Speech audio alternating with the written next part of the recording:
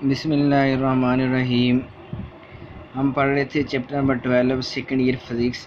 First application of Gauss's law हमने पढ़ ली थी। अब हमारे पास है second application of Gauss's law. वो क्या है कि determine electric intensity due to infinite sheet of charge, कि इलेक्ट्रिक फील्ड इंटेंसिटी फाइंड करेंगे कहाँ पे, due to infinite sheet of charge. कि जैसे ये देखो हमारे पास एक शीट है, इन्फिनिट शीट, जिसमें हमने पॉजिटिव चार्ज को डिस्ट्रीब्यूट कर दिया है कि इसके किसी एक पॉइंट यानी दरमियान में पॉइंट ले लेते हैं जिस पे हम क्या फाइंड करेंगे, इलेक्ट्रिक इंटेंसिटी।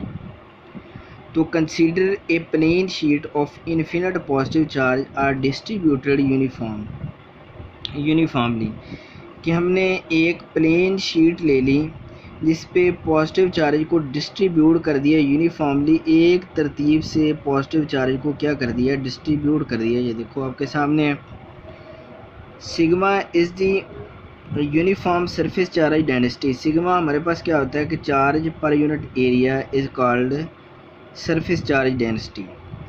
तो अब imagine a closed Gaussian surface in the form of cylinder passing through the sheet whose left face contain point P, where we calculate electric intensity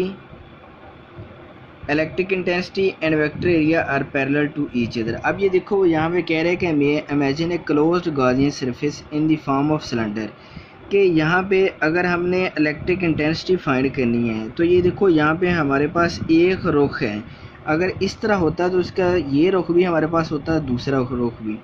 अब यहाँ से अगर हमने फाइंड करना है, वाइट बोर्ड है हमारे पास, ये पेज है, तो इसका दूसरा रुख हम नज़र नहीं आ रहा, तो हम क्या करेंगे, इसके लिए एक सिलेंडर पास कर दिया।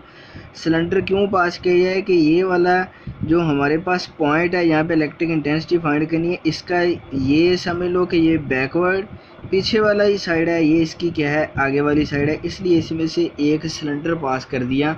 समझ लो कि ये उसकी लेफ़्ट फेस है, ये पीछे वाली क्या है, उसकी राइट फेस है, इसलिए इसमें से एक सिलेंडर पास कर दिया।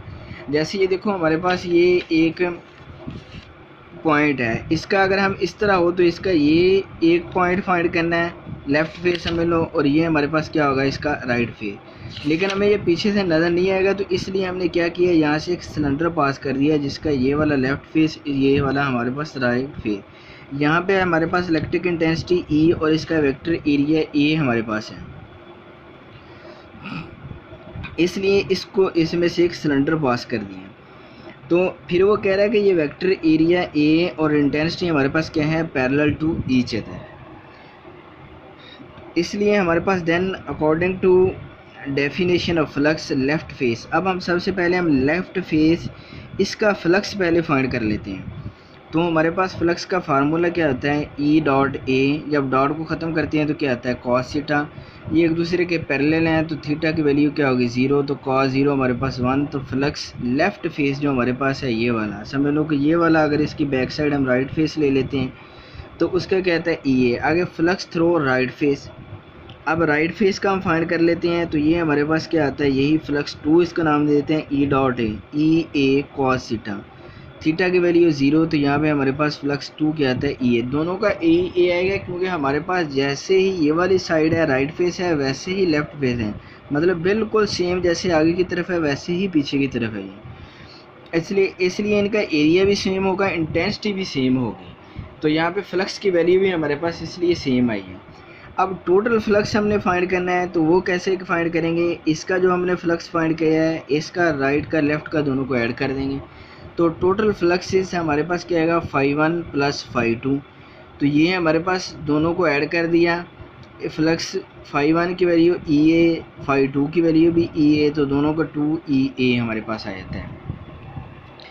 तो यही वाला लिख लिया कि 2 इसको इक्वेशन 1 का नाम दे दिया। अब अकॉर्डिंग टू गॉसेस लॉ, लेकिन गॉसेस लॉ जो हमारे पास बता रहा है फ्लक्स की वैल्यू 1/एप्सिलॉन क्यू क्रॉस क्यू चार्ज हमारे पास है। अब ये भी हमने पढ़ा हुआ था, अभी सरफेस चार्ज डेंसिटी क्या होता है, चार्ज पर यूनिट एरिया। अगर क्यू की वैल्यू फाइंड करेंगे तो ए उस साइड पे चला जाएगा, क्या आता है, सिग्मा ए। तो अब इस क्यू की जगह पे क्यू की वैल्यू हमने पुट कर दी सिग्मा ए। अब दोनों को, इसको और इसको कंपेयर कर देते हैं, इक्वेशन 1 और 2 को।